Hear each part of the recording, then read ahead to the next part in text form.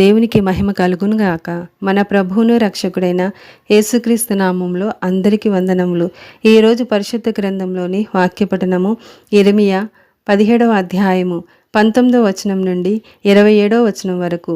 యెహోవా నాకిలాగు సెలవిచ్చి ఉన్నాడు, నీవు వెళ్ళి యూదా రాజులు వచ్చుచూ పోవుచూ నుండు జనుల గుమ్మమునను యెరూషలేము గుమ్మములన్నిటను నిలిచి జనులలో దీని ప్రకటన చేయము. యూదా రాజులారా, యూదావారులారా, యెరూషలేము నివాసులారా, ఈ గుమ్మములో ప్రవేశించి సమస్తమైన వారలారా, యెహోవా మాట వినుడి. యెహోవా ఇలాగు సెలవిచ్చుచున్నాడు, మీ విషయంలో జాగ్రత్త పడుడి. విశ్రాంతి దినమున ఏ బరువును మోయకుడి. యెరూషలేము గుమ్మములలో గుండా ఏ బరువును తీసుకుని రాకుడి.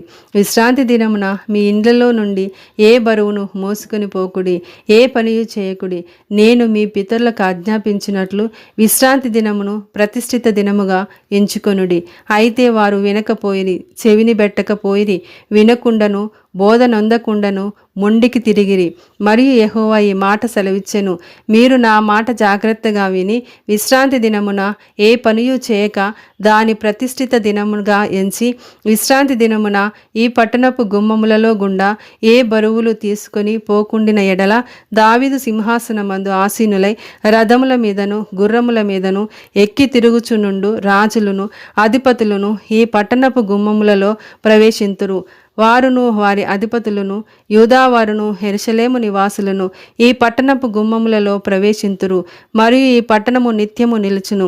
మరియు జనులు దహన బలులను నైవేద్యములను ధూపద్రవ్యములను తీసుకొని యూదా పట్టణములలో నుండి యెరూషలేము ప్రాంతములలో నుండి బెన్యామీను దేశంలో నుండి మైదానపు దేశంలో నుండి మన్యంలో నుండి దక్షిణ దేశంలో నుండి వచ్చెదరు.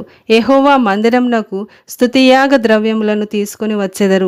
అయితే మీరు విశ్రాంతి దినమును ప్రతిష్ఠిత దినముగా ఎంచి ఆ దినమున బరువులు మోసుకొనుచు యెరూషలేము గుమ్మములలో ప్రవేశింపకూడదని నేను చెప్పిన మాట మీరు వినని ఎడల నేను దాని గుమ్మములలో అగ్ని రగులపెట్టెదను. అది యెరూషలేము నగరులను కాల్చివేయును. దానిని ఆర్పుటకు ఎవరికిని సాధ్యము కాకపోవును. ఆమేన్.